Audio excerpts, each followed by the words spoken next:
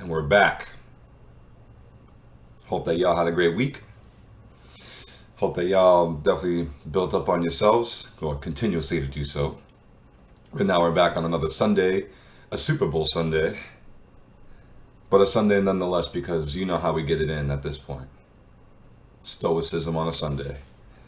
Now, we went over a bunch of awesome and interesting topics. And, you know, there are some that kind of work against us if we don't know how well to, um, manage them and to utilize them for our own uh, benefit, self-benefit, and have it trickle down to others. Because as you know, how you see, perceive yourself, and how you act towards yourself behind closed doors, if it's just you in one spot, that, when you go out to the world, that kind of like, it shows, And on another hand, with this, for some that do believe in it, with astrology, it's your rising sign or ascendant sign is what you put out into the world. Sun is for like your ego motivations, and moon is just kind of like how you are at home. um, so definitely take that into consideration as well. Whether or not you're into it, it serves as a base outline of a personality. It doesn't make up who you are exactly, but it serves as a baseline for you to understand and build from that, not away from it. Because you always want to stay true to the baseline, just because it's, it's your making, it's your makeup. No shame in the game, seriously. So definitely take a look into that, just to see where you are with that, and it'll help you understand yourself and also your significant other if you have some, or that one person that you have your eye on, can't really get a read on them, like that. Knowing certain stuff like that helps, but it's not an end all be all. It's not like 100% who that person is, or who you are for that matter. But today I'm going to talk about valuation. Valuation. Okay. Do you value yourself? How much do you value yourself? How much value do you see or have in others? That of which don't owe you anything, and that of which, let me reword that. That of which you don't know, and that of which you do know. Not a matter about owing you anything or not, but, it comes down to it where it's like, well, are your friends your friends? Or are they just acquaintances? What do you put into that friendship versus what they put in as well? So, you don't want it to be a one-way street. But most importantly, the self. Do you put enough into you? Do you fill up your cup enough? We're going to get into this and find out. Now, this topic is about another set of misjudgments we commit at our own expense. Undervaluing the present, undervaluing time generally, undervaluing other intangible goods, overvaluing ourselves, and misjudging others by seeing our flaws in them. Which honestly, that's how you that's how you get like a good load of bullying. Like the other half of that is just that person isn't really high up on themselves, and they see you doing better, so they try to like latch on to you and give you the bullshit. And which you already know. Without a doubt. We judo flip that bitch. And that's it. So, but the rest are definitely true. Everyone undervalues the present, the time and all that. It's like, it's not something that we really pay attention to when it comes down to it. It's definitely weird, but understandably so, because we have so much going on within the day, or so much going on within ourselves, our minds, like what's coming, what we're, just bigger things than the present. But that's not how it should be. The biggest thing is to live in the present, to be here in the now, because tomorrow is never promised. Yesterday was only promised because it had already happened, when we didn't know that it would. So it always like behooves you to stay locked into the present. Don't get wished away by daydreams, by any sort of deviations to your laser focus on being present. The topics all involve mistakes of the mind that, unlike most of the errors the Stoics talk about in this body of work, do not involve desire or fear or pleasure or pain. Each is a kind of misjudgment about value. Now, the Stoics mean to correct our preoccupation with the past and future. They regard the time we pour into memories, hopes, and fears to be mostly ill spent, though not always, as we shall see. They also regard us as unconscious of the value of time generally. It's true. We give it away lightly and waste it with less alarm than we waste money, though time is more valuable in the end. That is, God, Farnsworth, and even ones before him, definitely on his shit. Because it's absolutely true. Everyone's so worried about the money. When it comes, when it goes, let's say you got rent to pay, it comes out, now it's in the red, and it's like, oh, well, how am I going to get food? You're not asked out of opportunities just because you do not have money. It's about how you go about not having money. But, we're so programmed into making the money and being all about the money that we have a goddamn panic attack if it's all gone.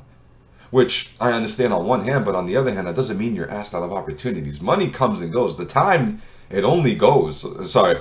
It's different with the time when it comes and goes because it's much more important. Like, 24 hours will always be more valuable than $24, $240, $2,400, 240, 24,000, 240,000, so on and so forth. 24 hours will always be important. Every day. Simply for the fact that it's like, yeah, you put, all your time in to get the money to work for someone else. But if those constructs never existed, imagine how much more meaningful to the average person 24 hours would be. Like how it used to be back in the days of bartering. Where there were no coins and papers and shiny materials being traded and having some sort of like monetary value. It's just like, well, I have these chickens and you have these cows, so we can find an equal footing with how many chickens I can give you per cow or something like that. It's just how it. And honestly, I believe we should go back to that, but that's a topic for another time. We overrate money and undervalue time, just as we overrate material goods and the approval of others while undervaluing the gains we get by foregoing them. More along the lines of what I was just saying, and it's very interesting.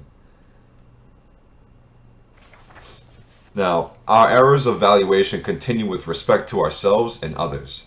We overlook faults in ourselves but find them easily in those around us. Recognizing this is an encouragement to forgiveness. So, if you're able to forgive yourself over your own shortcomings, misfortunes, and misgivings, then what the hell is it? Then you're that much more prone to being like that to someone else, especially when you see bits and pieces of yourself to someone else, because it's how they say, well, you go ahead and you see yourself in that person, but it's for some reason it's just kind of not liked because you don't like that about yourself. But if you're able to see where you were in that person, all you can do is just kind of smile, laugh a little bit. It's like, no, I've been there, I get it. And if you could, go further with that and talk them through it, unpack it with them and all that, just to let them know for sure that, yeah, no, I've been there. And there's certain different paths that you can take to getting out of it. Now, 1. The present.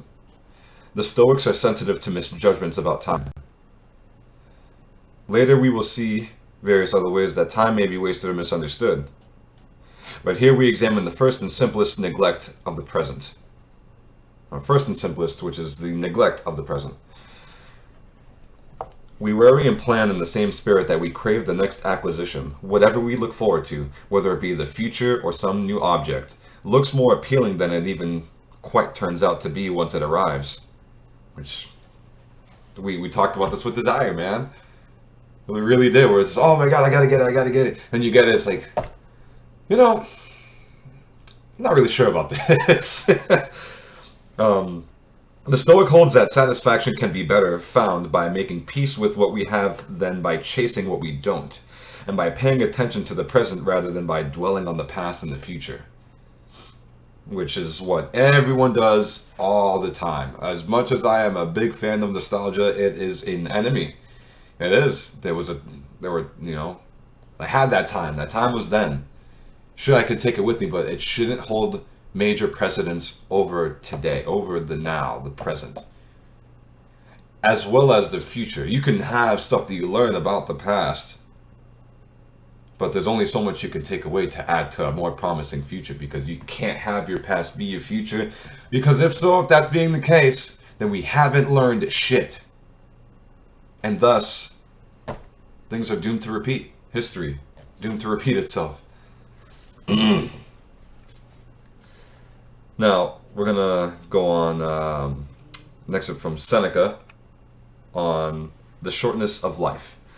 Present time is very short, so short indeed that for some it seems not to exist.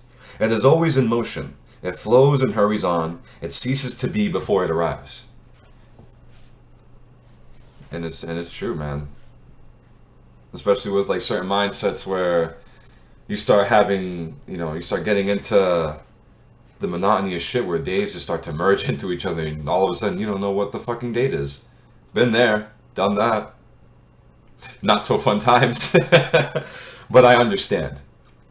And we have from Marcus Aurelius from Meditations. Keep this in mind, that each of us lives only this present and indivisible moment.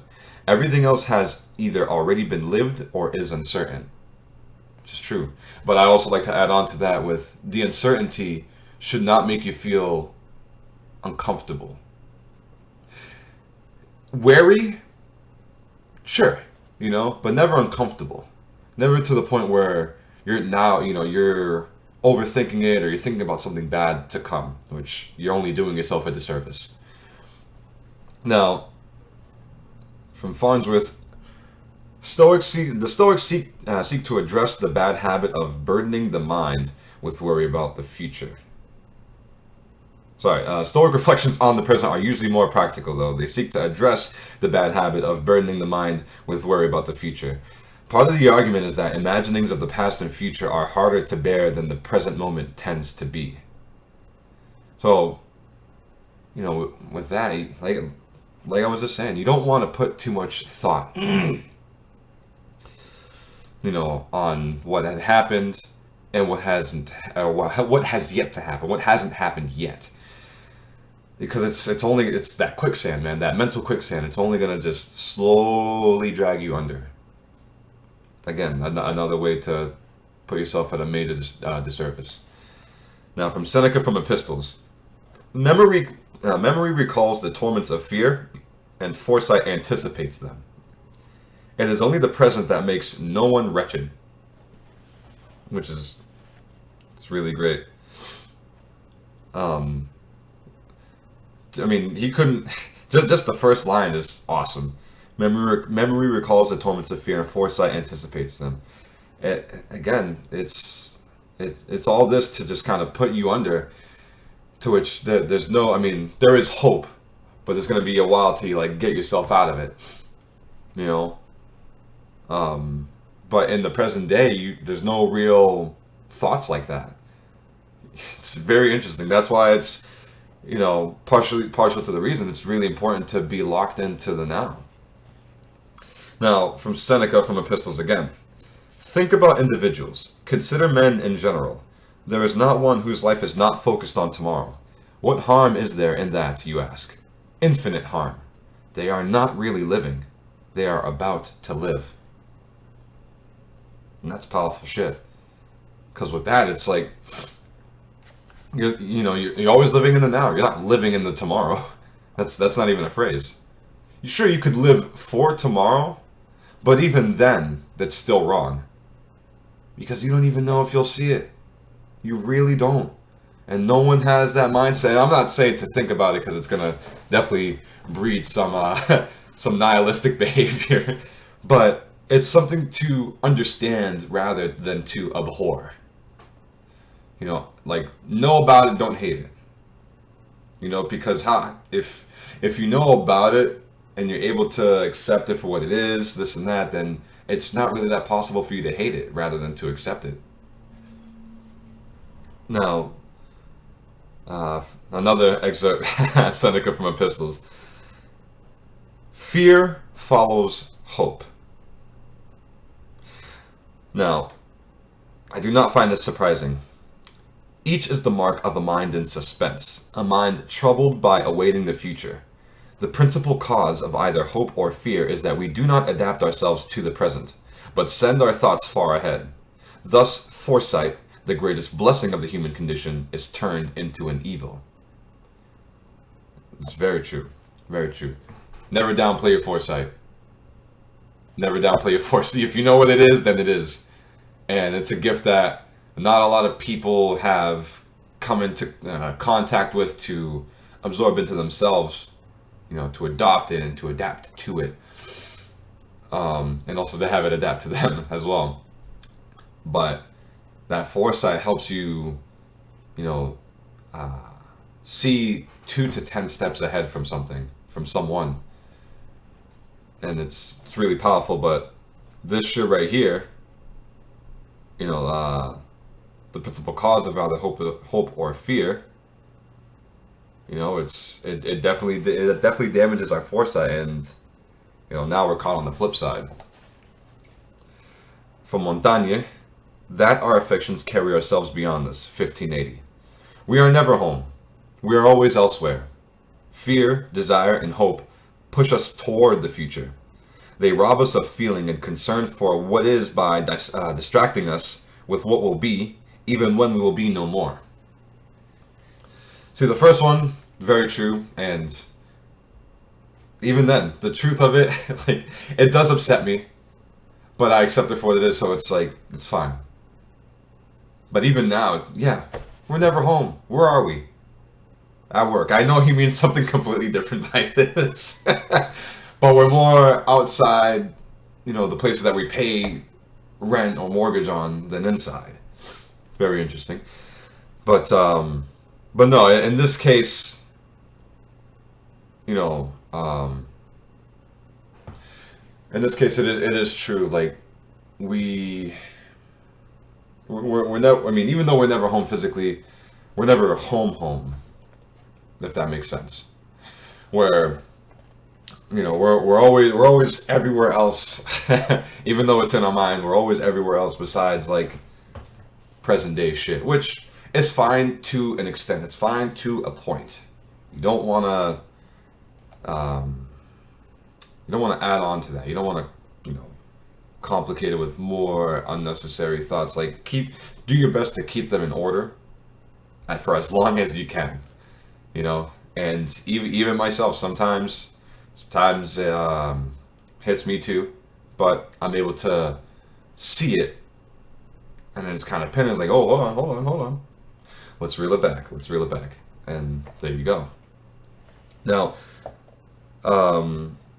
this is Schopenhauer's rendition of the Stoic point from his book, Our Relation to Ourselves, 1851. This is an excerpt. Now, people are in a constant state of illusion as to their whole existence. They go on living ad interim until at last they die. We should never forget that the present is the only reality, the only certainty, that the future almost always turns out contrary to our expectations, that the past too was very different from what we suppose it to have been. Now with that, it's definitely the fact that he talks about people going on living ad interim. Now with that, the meaning behind it is in or for the meantime, temporarily, just Latin. But it's true. It's true. Their whole existence, like it's like I said, it's good to live in the moment, right? But even then, it's still not that great, because if you're just locked in only on the moment, only in the present, without having, you can have a little bit of thoughts from, towards the future and towards the past. So I understand that, with this point, it can kind of collapse on itself. But these are really interesting talking points, to where you give a little on each end to where it benefits you, to where you're not so overburdened, stressed out, to find that balance. I understand how it could be easier said than done, but you got to do more than you say, is my counter to that statement. And also, not that I try to make it sound easy, but it's doable. I'm no god, man. I'm no deity of any kind. I'm just a man that wants to figure it out as he goes along on his path, on his journey. You know. So that's why I tell people all the time: if I can do it, you most certainly can. Maybe even in half the time. Who knows? I come from a late bloomer group. Really, I do. But you know what? Better late than never. And it's been getting better, so that I'm more on time with my shit. But, with the late bloomer stuff, yeah, it definitely hits. And rather than be upset at certain things, I was like, oh, I wish I knew this earlier. I wish I had this earlier. No, no, no, no, no, no, no. By me doing that, it's kind of like I'm living in the regret of what I didn't have, even though I'm still at where I need to be. I made up for it over time in my own way. And you can too, if you're in that same kind of position, if you're in the same grouping as I am in. Late bloomers unite. But yeah, back to Schopenhauer. We should never forget that the present is the only reality, the only certainty, that the future almost always turns out contrary to our expectations, that the past, too, was very different from what we supposed it to have been. Which, yeah, goes back to, we talked about this in previous lessons, where it's like, you don't want to have too high of expectations, or too unrealistic of expectations. You can have them, so long as it's like, human, easily met, nothing that's out of a fantasy film or book or anything like that. You really have to be real with your expectations. But on the opposite end, you want to give way more to the reality. Your expectations are your hopes and dreams, sure, but if it's constantly crushed by reality, then what's going on with your expectations, or what are you exactly expecting that's not coming when you want it to, giving to you what you had thought it would, and then you're just let down or upset. Like, you have to always include the reality with your expectations. Now, number 2, using the past. Stoics do not think the future should be ignored or met without planning. They mean that we should pay attention to the present, and they mean that we should carefully make decisions about the future that belong to us, but then waste no energy wondering and worrying about what is to come. I don't even need to unpack that. Thank you, Mr. Farnsworth. Now, Seneca from Epistles. 2 things we must therefore root out: fear of distress in the future and the memory of distress in the past. The one concerns me no longer, and the other concerns me not yet. Man. It's very true. You have to strip that out, because it's gonna, again, with the mental quicksand, that's where you're gonna be, and especially if you have unrealistic expectations of the future, while thinking back in unrealistic expectations of the future, and also looking back on the past with a certain regret, even if it's low key. Like, you'd be able to, figure it out with people. Oh, well, I wish it was like this, or wish I could stay there. Well, why? Well, because you want to do something differently to change your present. Can't do that. Can't do that. You have to learn from, not be able to rewind time and, spin the whole thing back, because then it might have some crazy, immovable and immeasurable ramifications of the present that you don't even know yet. It's very interesting. They cover this in a bunch of different time travel movies, books, just any body of work that includes time travel. Seneca from Epistles.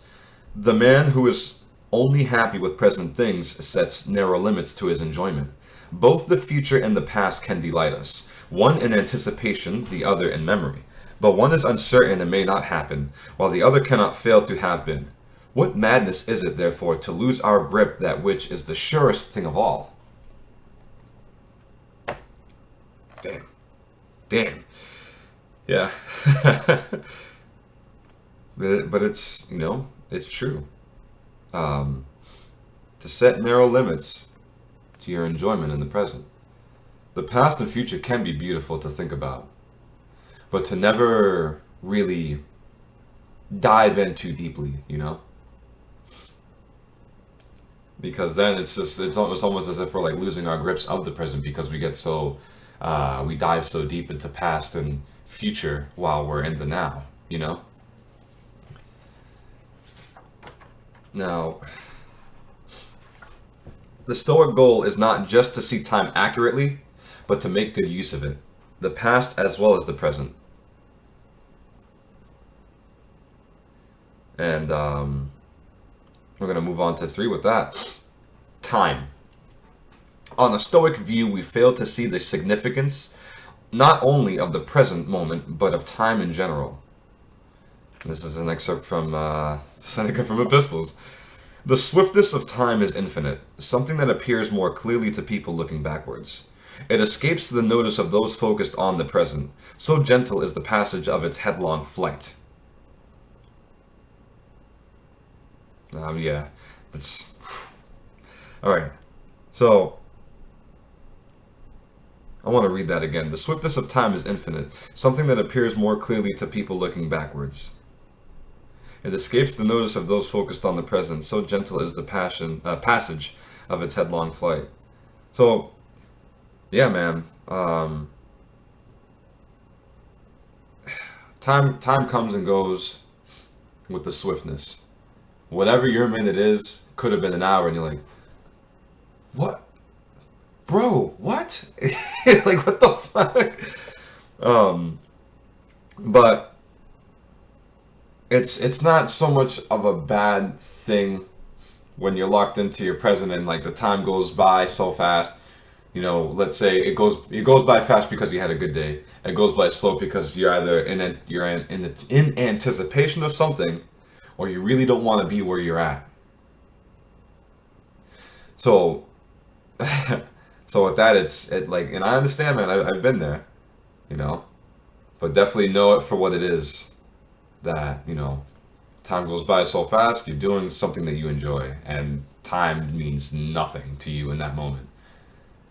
Whereas on the opposite end, you're in anticipation of something, or you just don't want to be where you're at. You're just waiting for a better moment to come, if not tomorrow. Seneca from On the Shortness of Life. Life as we receive it is not short, but we make it so. Nor do we have any lack of it, but we are wasteful of it.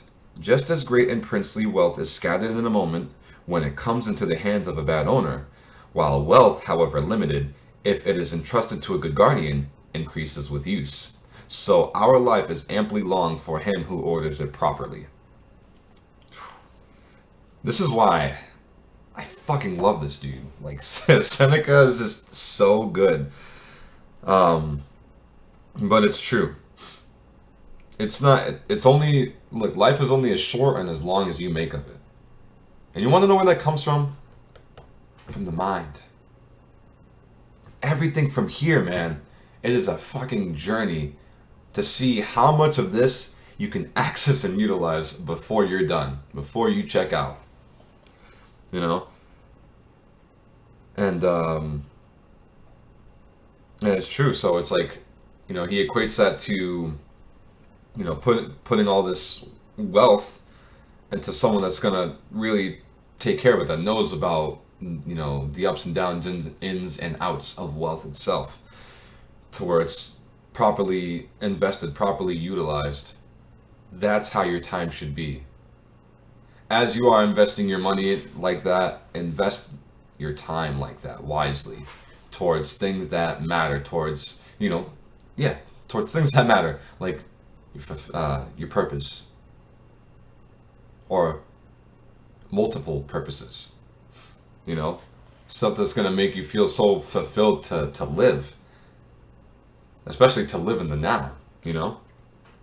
Now, Johnson's variation of that from his book, The Rambler, number 108 from 1751, an Italian philosopher,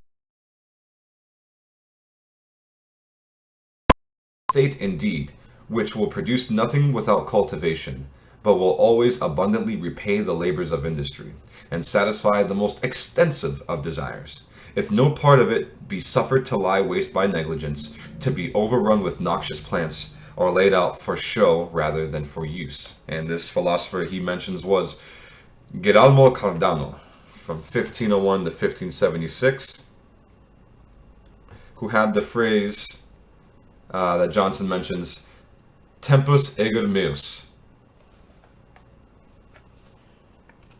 which time was his estate.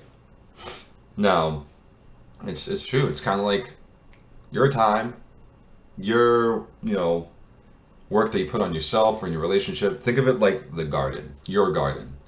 Okay? You want to grow fruit, you want to grow vegetation, all that good stuff. But it means nothing if you're constantly looking over at other people's gardens to see where they're at. Like, I wish I could have that. No, but you can. You absolutely can. It's just a matter of, paying attention and putting in the effort when you can, And with that, when you add so much more to your garden, so much more to your home, no one else's gardens or home will ever compare. And they shouldn't ever compare. Because what did we talk about in the last lesson? About living a life of comparisons. It's only going to fuck you up. It's only going to do you a disservice. So, do more for yourself as if there is no competition. That it's just you. And you'll see just how much you can do. And that's with anything. Whether you do want an actual garden, whether you want a promising relationship, whether you want a good house, whether you want a nice garden, whether you want to be good at certain things that you're good at,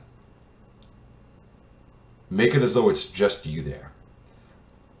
If you're looking towards other people's works, look at it as a source of inspiration without comparison. It is possible to do that. It really is. Now, to lose some cash is alarming to anyone. To lose some time is alarming to few. And it's just going back to the same old shit that people value money more than time. When we should honestly start living on the flip side of that. Especially when it's like, well, no one, I can't say no one. To me, it makes sense. Okay, you go to work, 8 to 10 hours. That's almost half the day. Almost. It could be if you add commute, depending on where you are and where your job is. But after that, you have another whole half day, and a good chunk of that is going to be used to sleep, so that you can get ready for the other half day you're going to be putting into your work for the money. So, if you could honestly have that kind of time for yourself, rather than for money, just for yourself to see what you can build, and honestly, you could probably make more money if you added that kind of time to yourself than money if you work for somebody else. We all know this. But with that, imagine that. What could you do? Not even could. What would you do? What will you do? You have all that time to yourself. What are you just gonna sit around, dead scrolling on social media? You know, play video games for 12 fucking hours? Or are you gonna be like, you know what? Let me give something to myself. See where we're at with that. Now, Seneca from Epistles. Our stupidity can be seen by this, that we only think we have bought those things for which we pay cash, while we regard as free those things for which we expend our very selves. Things that we would never be willing to buy if we had to give our house in exchange, or some attractive and productive estate. We are fully prepared to attain at the cost of anxiety, danger, lost honor, lost freedom, and lost time, for we treat nothing as cheaper than ourselves. Damn, and that's a bomb. That's a goddamn bomb. But it's true, you know, like a lot of people a lot of people practically throw away themselves for the money to live by that fake it till you make it bullshit, where it's like you're not even really yourself. You're becoming someone else for something that I can't say that it doesn't completely matter, but it should matter less than you. Just how I said in the other video, that you are bigger than your religion, your color, your creed, your job. You are even bigger than the money. You are.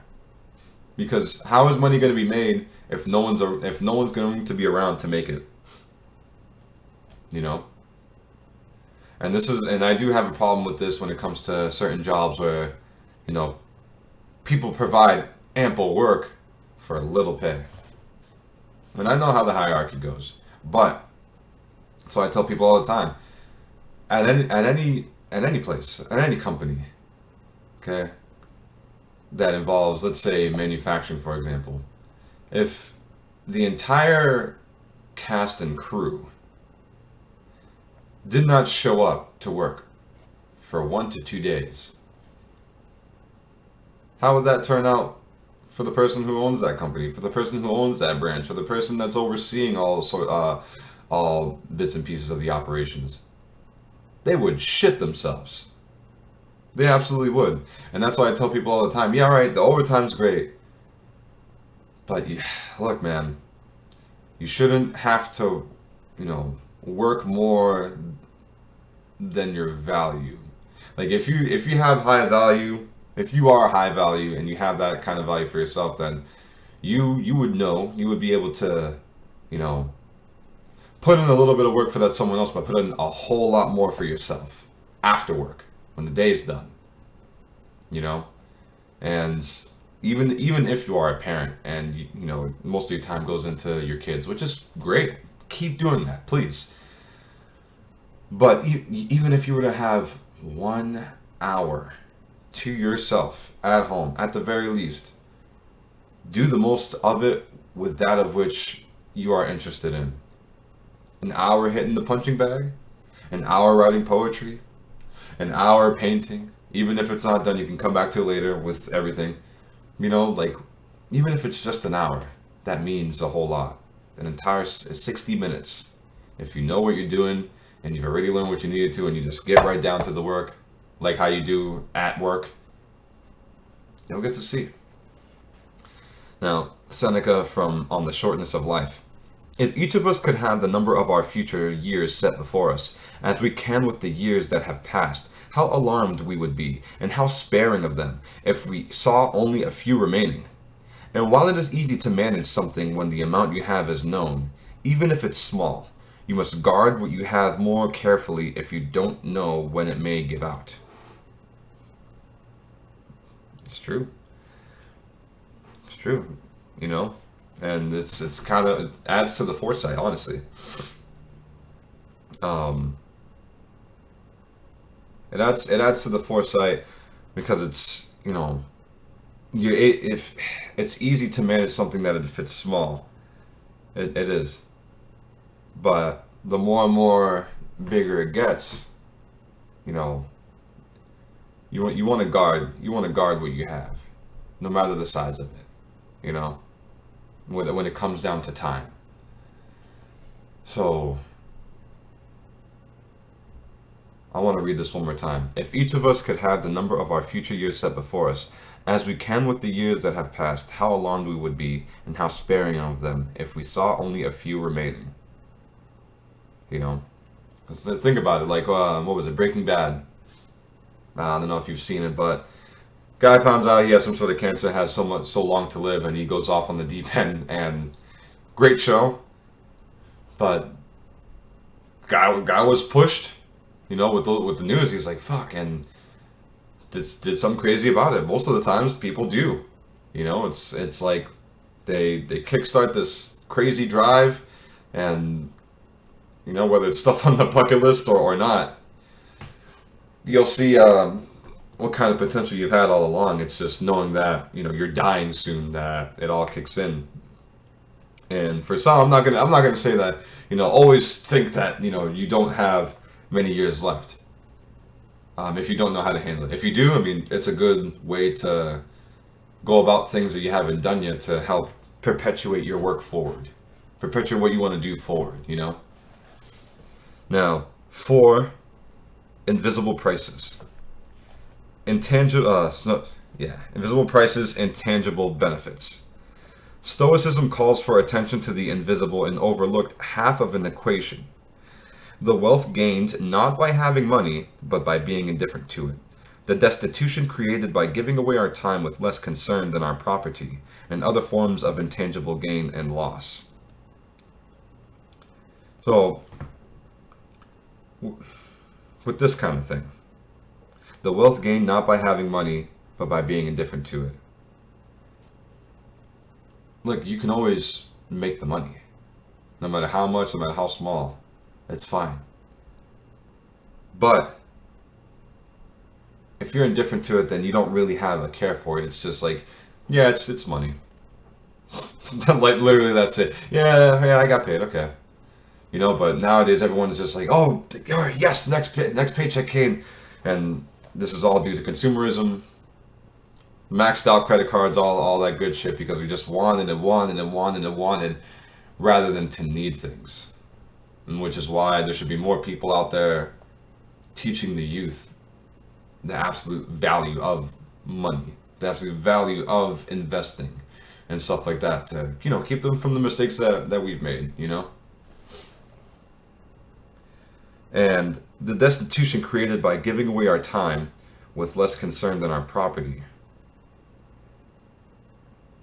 So, yeah, again, no one thinks about time, and no one thinks about like where they live most oftentimes than not. That's why some people, it's like when they look around, like, oh shit, this place is a mess. It's like, oh, how long did it take for you to figure that out? A couple days, couple weeks, Now, from Epictetus, from his book Enchiridion. You have not been invited to someone's dinner party. You did not give the host the price he charges for the dinner. He sells it for praise, he sells it for personal attention. So you don't have anything in place of the dinner? Certainly you do. Not to have praised the fellow you did not want to praise, and not to have put up with the people at his door. So, with this kind of quote, right? To where it's like, okay, we're invited, no problem. You didn't give the guy that was handing out invitations, the money that he charges for your plate. He's only giving it out for a good word and for that attention. Oh my God, this plate's so good. Oh wow. And all right, but what's more than that? Because at this point, what is this, for validation? for what? What is it that you're lacking? But for the person that hasn't been invited, like, yeah, you have something to bring, and you have something to bring, but you don't necessarily have to do what everyone else is doing. You don't have to, praise him as others have, and you don't have to put up with anybody else that is there, So, if you've never been invited, then you know what? You were never meant to be there anyways. You have your value within that, which I use that all the time. If you're never invited to some place and you hear people, oh yeah, we're going to do this and that, okay. That should not matter. You know that you are more than whatever kind of party or place that was. Don't have that FOMO, that fear of missing out. Just know that you can do something a lot better, or you can be somewhere a lot better. Now, Seneca, on the shortness of life. When you see someone often wearing the robe of office, or someone whose name is infamous in the forum, do not be envious. Those things are bought at the cost of one's life. And it's true. Because think about how much work that person had to do to get there. And yeah, you can be envious, but listen, it's like, oh, do you want to go to school for like 8 to 12 years? No, I didn't think so. Like, and envious is interesting when you can gain inspiration from it, but if it turns out to like a comparison or a kind of jealousy thing, it's like, no, dude, you don't even want to do that half the shit that I went through to get to this spot. So, but you'll find your way. Don't worry about it. Epictetus from Discourses. Whenever you see another man holding office, set against this the fact that you have no need to hold office. If someone else is wealthy, see what you have instead. For if you have nothing instead, you are miserable, while if in place of wealth you have no need of wealth, know that you possess something more than he does and much greater in value. And look, this is great because I tell people this all the time. Again, with comparisons, you obviously don't want to live in that kind of world, but let's say, and this is a good example, you know, old friend of mine that, we don't talk anymore. He always had all the cool shit, all these video games, all this, weaponry, stuff like that, like really, really cool stuff. I only had like a quarter of that of what he had. And in the beginning, I was a little envious, but then I kind of sat there and thought about it. I'm like, well, with that person that has that much stuff, right? Who is he?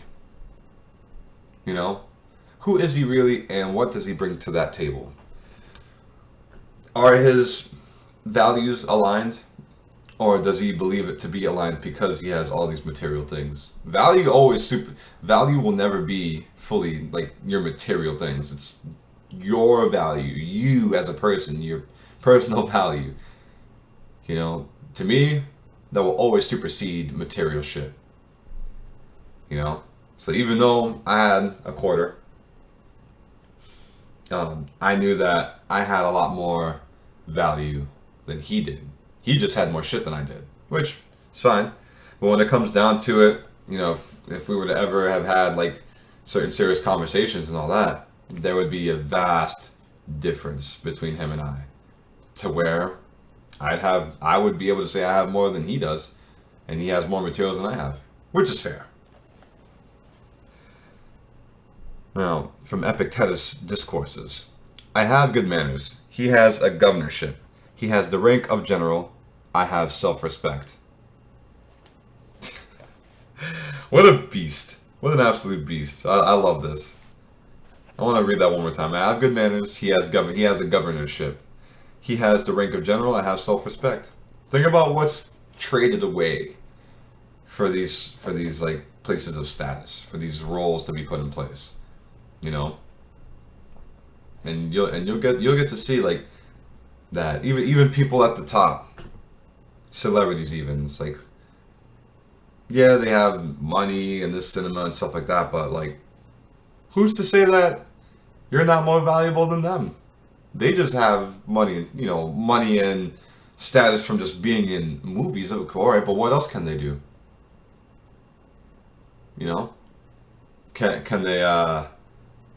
Can they build an electrical grid that's needed for certain companies and businesses? Probably not. Can they work on an oil rig, making sure that the job's done and everyone's out safe, or even construction for that matter? Probably not.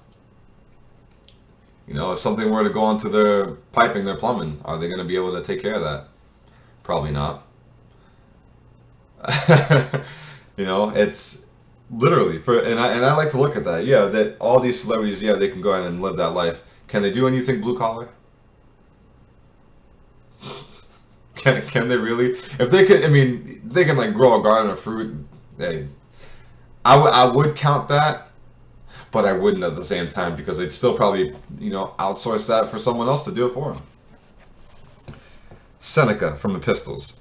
The thing for which nothing is paid often comes at the highest price. We would belong to ourselves if these things did not belong to us. Yep. It's true, man. The thing for which nothing is paid often comes at the highest price. That's you. you know? And it's true, we would belong to ourselves if these things did not belong to us. And with that, it's like I like to think about that in a way where again, celebrities and musicians, they sacrifice a lot to get to where they're at, man. And everyone else is like a stepping stone to them. And it almost seems like they've lost their humanity. Music then what it was not how it is now, but it just seems like there's much more sacrificing going on there. Seneca from Epistles. If you set a high value on liberty, you must set a low value on everything else. I don't need to unpack that. So that's a simply put kind of thing.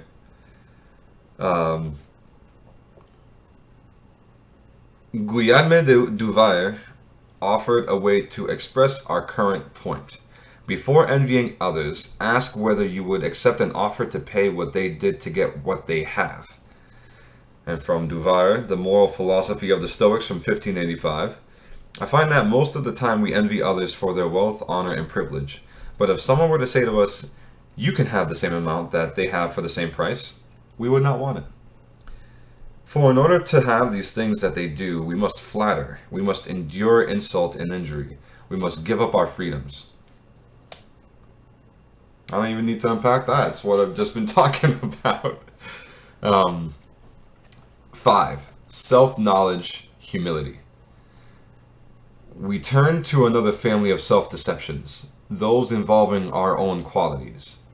Stoicism, as we have seen at many points, is a humble philosophy.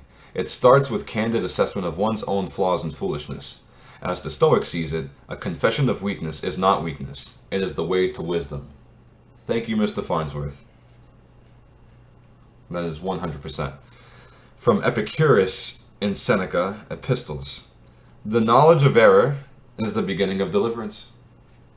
Know when you fuck up. That doesn't mean that you're a fuck up. If you only if you want better. if you fuck up and yeah, it is what it is, and you keep fucking up, that's a fuck up. But just because you do it doesn't mean that you are. It's normal, man. Failure is normal. To have the fear of it is normal when it shouldn't be. You should take it in stride. It's the different strokes to life. Everyone's so focused on their successes and they don't talk about their failures because they might be looked at it as weak. Well, no, it's only weak if you haven't accepted the failure and if you haven't learned from it. If you did, it's a lot easier to talk about.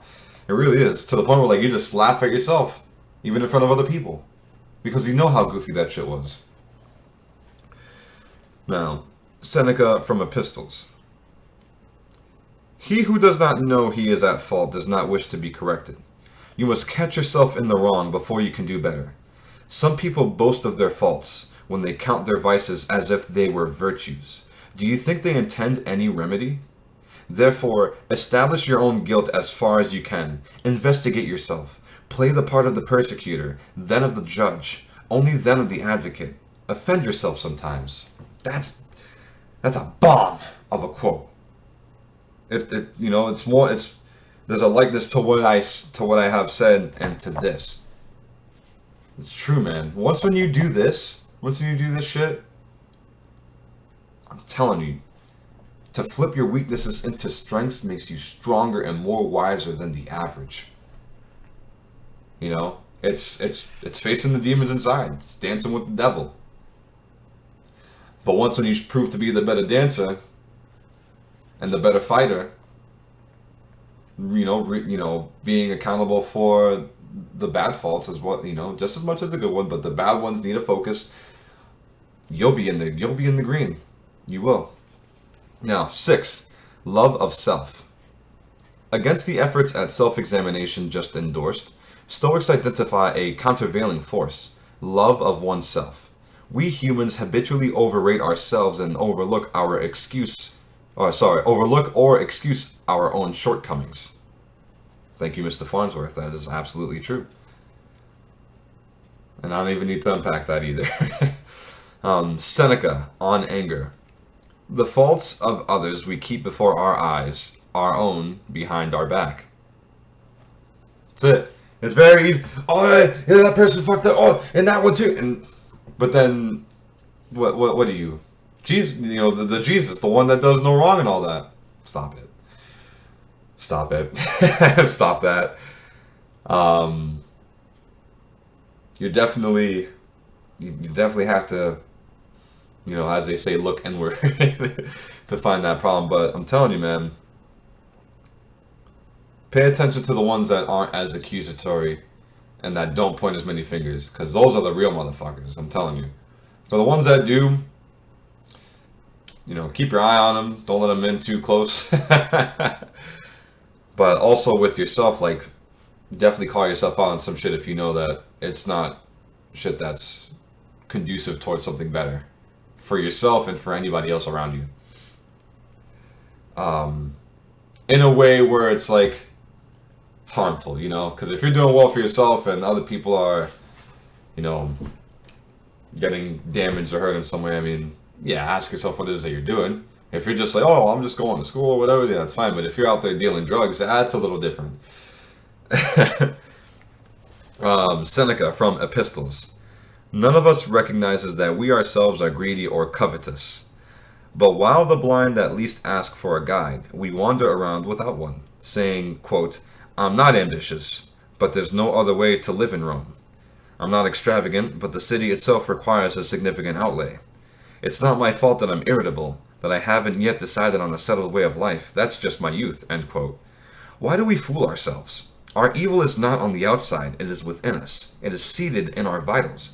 And it is that much harder to attain health when we do not know we are sick. As long as that's clean cut. I don't have to unpack that either.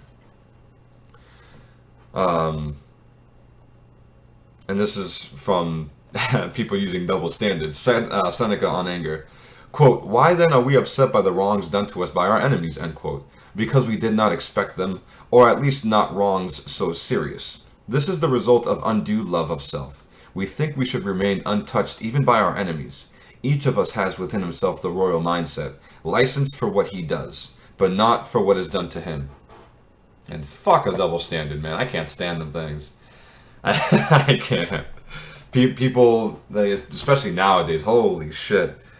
People do this everywhere you look. It's crazy. And then follow through with the do as I say, not as I do. It's like, motherfucker, are you serious? it's crazy. That's crazy. From Schopenhauer, from The Wisdom of Life. If you stroke a cat, it will purr, and as inevitably, if you praise a man, a sweet expression of delight will appear on his face. And even he prides himself. So, with this, look, man, men don't get compliments. We know this. Rarely do. So when we do, we'll be like, oh my god, what? And we remember it for weeks on end. Because that's how rare we get it. Women on the other side, every day, and now I can understand where it's just kind of like, yeah, whatever.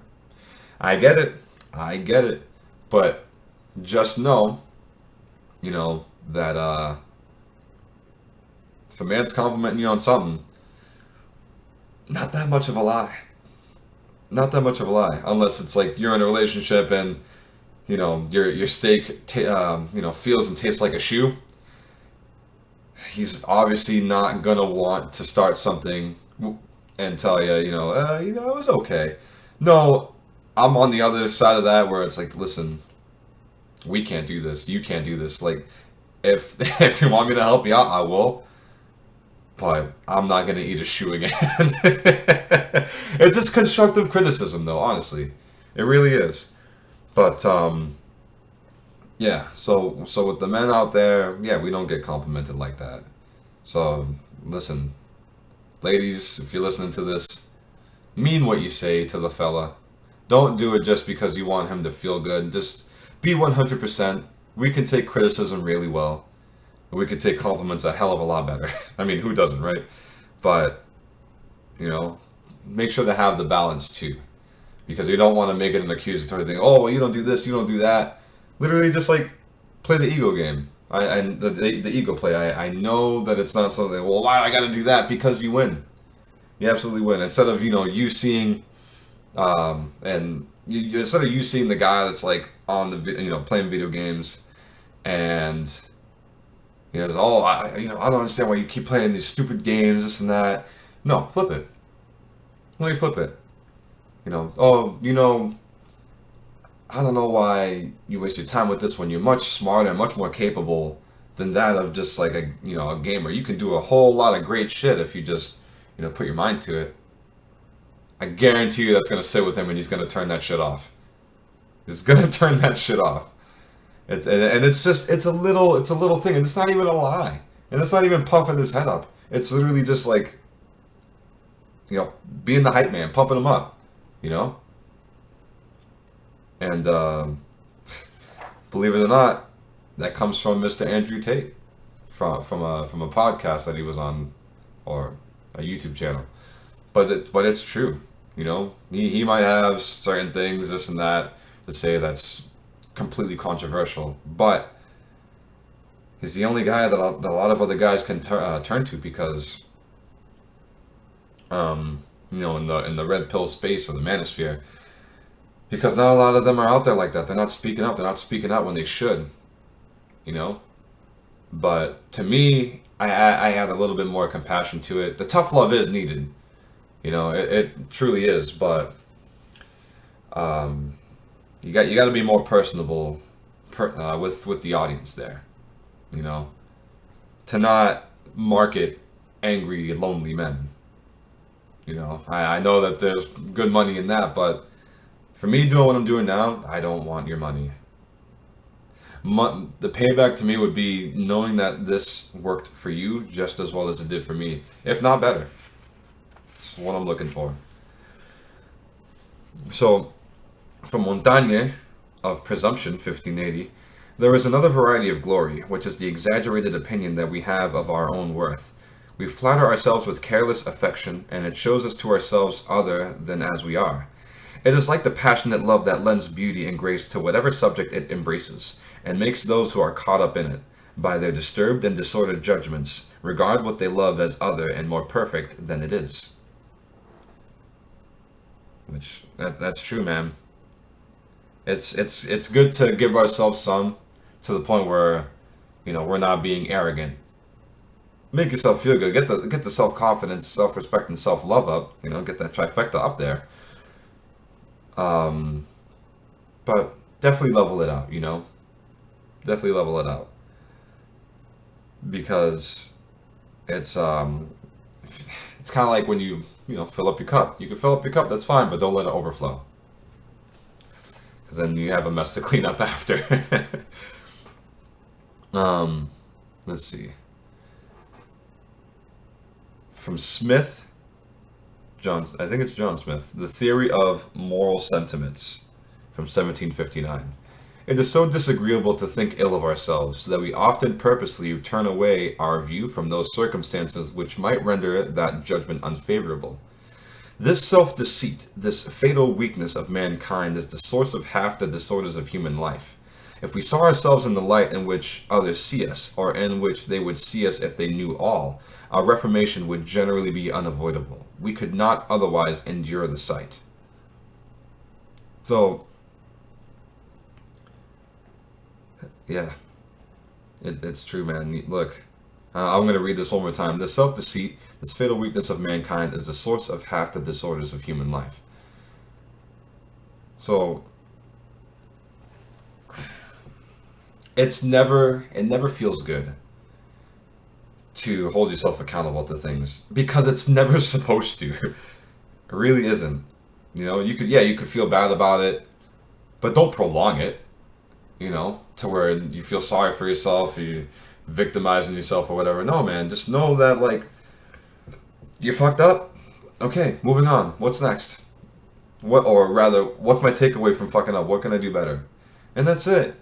Doesn't make you a bad person.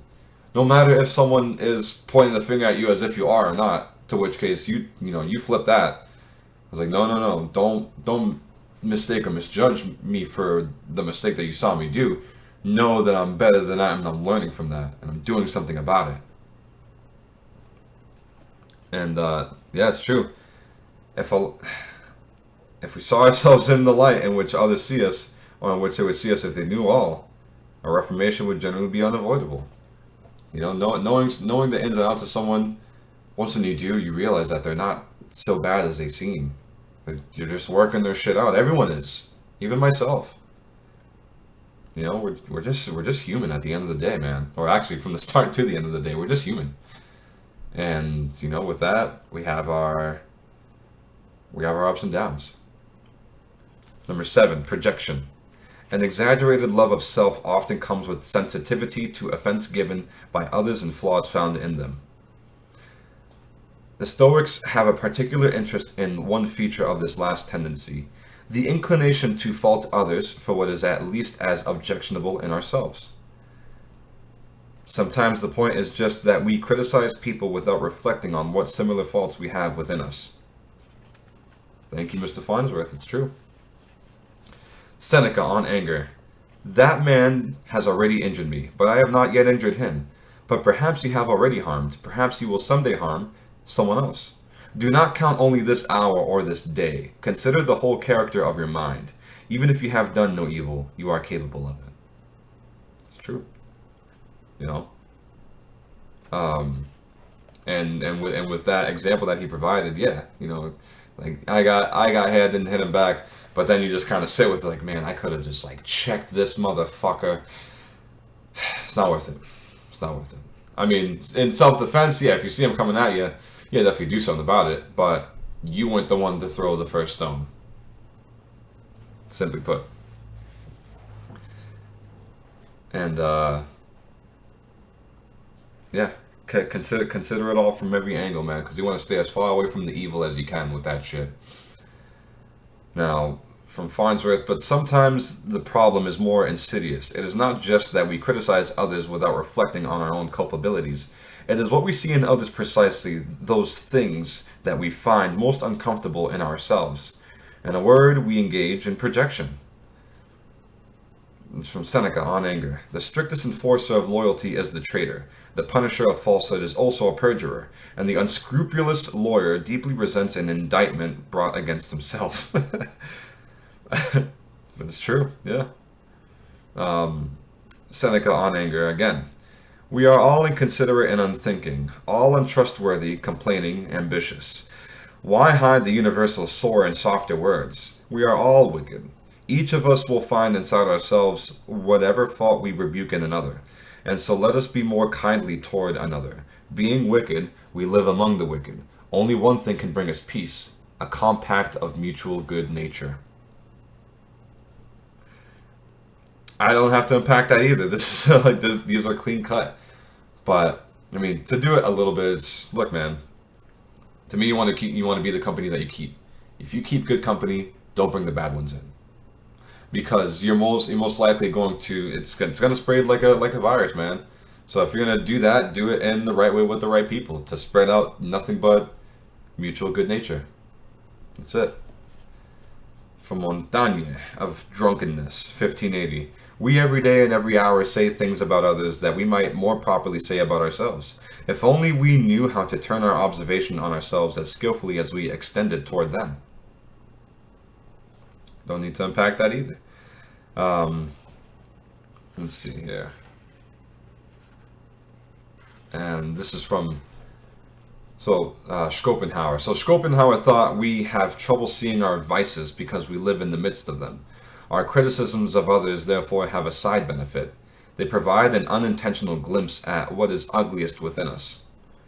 So with that, Schopenhauer, our relation to ourselves. A man bears the weight of his own body without knowing it, but he soon feels the weight of any other. If he tries to move it in the same way, a man can see other people's shortcomings and vices, but he is blind to his own. This arrangement has one advantage. It turns other people into a kind of mirror, in which a man can see clearly everything that is vicious, faulty, ill-bred, and loathsome in his own nature. Only it is generally the old story of the dog barking at its own image. It is himself that he sees, and not another dog as he fancies. Man. That's one hell of a way to end the to end the lesson, is with Schopenhauer. Um, but it's true though. Like, you see so much of yourself in other people. You know, most people want to zero in on the bad because they haven't really worked it out. It's fine, but don't take it out on the other person for that same thing. Do it to yourself. You know, as Seneca said, be the perjurer. Play the detective. Figure your own shit out. Bully yourself a little, not because you hate yourself. No, no, no, no. You obviously want better for yourself. You need to give yourself that tough love, because yeah, someone else can do it, but it's different when you do it to yourself, when you're able to figure yourself out, because only you can do that. No one else can do that for you. You know. And with that, it's kind of like, yeah, I'm able to see myself in others, good and bad, which I love, because it makes it more personable to me to conversate with people and get to know them and be transparent yet little guarded. You don't want to give everything away, but you don't want to come off as secretive either. A little mystery, fine, but secretive just kind of shows that you're hiding a lot. But if you're mysterious, it's no, no, no, no, no. It's not that you're hiding, and it's not that you're hiding a lot. It's that you're providing breadcrumbs to certain people to keep them interested. And that's honestly how you have to do it, just to know that you have people be invested in getting to know you, because with mystery breeds intrigue. Secrecy, it sparks the intrigue, but also like a wariness. Like I don't know about this. He's hiding a lot of stuff that he's letting on and that kind of shit. So, but with that, we have covered valuation. Many blessings to y'all, and I believe in y'all to do the right thing for yourselves every day. Never stop working on yourself. Never stop working on your relationships with the other person. And always, always, when it comes down to those relationships, when you're figuring yourself out and figuring each other out, be transparent. You're together for a reason. So if you gotta lay out all the chess pieces on the board, all your strengths and weaknesses, do that. If you know that the other person won't hang it above your head in a way, because that's a bastard, and you don't need that. Rather than, you need constructive criticisms, not accusations. And with that, enjoy the rest of your Sunday, enjoy the Super Bowl, and I'll see you next time.